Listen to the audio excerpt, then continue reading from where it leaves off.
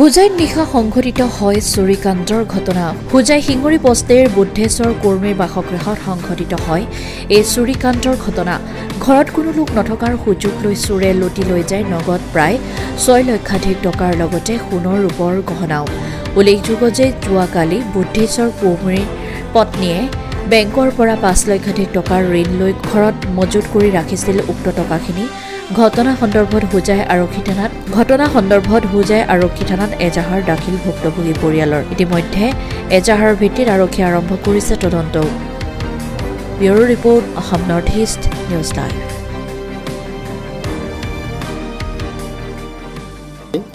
যোৱা ৰাতি মানে আমি যেতিয়া দাদাহঁতে মোৰ ঘৰত গৈছিলে, কালি এটা সকাম আছিলে আমাৰ ঘৰত, দাদাহঁতে গৈছিলে ঘৰত।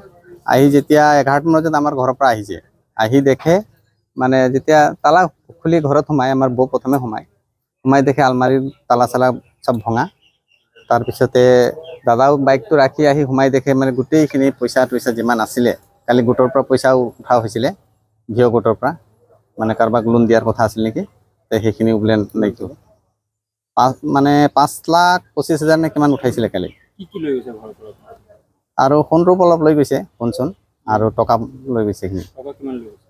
টকা অনুমানিক তেতিয়া মানে যিটো কোৱা মতে সিহঁতে 5,25,000 আছিলে, সেইটো কালি উঠাইছিলে বেংকৰ পৰা। আৰু কালি সিহঁতৰ ভিঅ' গোটেই আছিল, তাত জমাও হয় সেইদিনাই।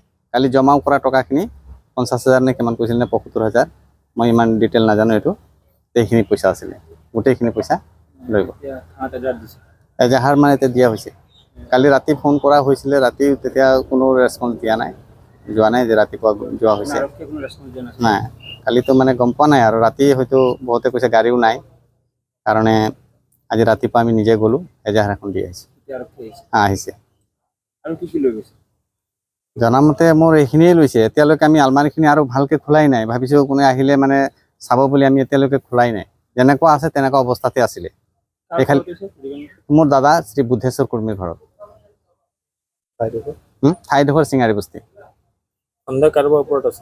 সন্দেহ মানে কালি আমি যেতিয়া আহিছিলোঁ, আমি গাড়ী লৈ আহিছিলোঁ ঘৰৰ পৰা। যেতিয়া আহিছোঁ, আহি যেতিয়া দেখোঁ এজন ল'ৰাই মানে আমাৰ গাড়ীখিনি মানে সি নম্বৰ প্লেটখিনি সি ভিডিঅ' কৰি আছে। 3টা গাড়ী আছিলে আমাৰ, 3টা গাড়ী সি ভিডিঅ' কৰি আছিলে।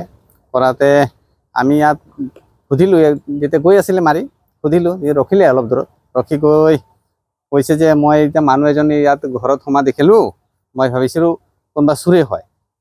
মই কৈছোঁ চোৰে হ'লেতো চিঞৰিব লাগিছিলে, মানুহক ক'ব লাগিছিলে। তেওঁ কোৱা নাই, কৈছে যে নাই মই অলপ ভয়ত মই আৰু এজন মানুহক মাতি লৈ আহিলোঁ, অলপ দূৰত ঘৰ। মই কৈছোঁ দূৰত ঘৰত যোৱাতকৈ ওচৰৰ মানুহক মাতিব লাগিছিলে।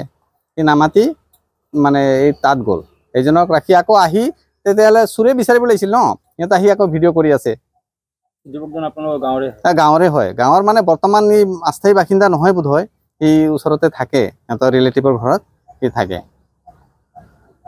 ৰিলেটিভক কালি ৰাতি মাতা হৈছিলে, সিহঁতৰ মেইন গাৰ্জেনজন সি অহাই নাই। সি অহা নাই মানে কিয় অহা নাই নাজানো, মানে কিবা সন্দেহ থাকিব পাৰে ইয়াৰ ওপৰত, কাৰণে সি অহা নাই, নহ'লেতো নিশ্চয় আহিলেহেঁতেন।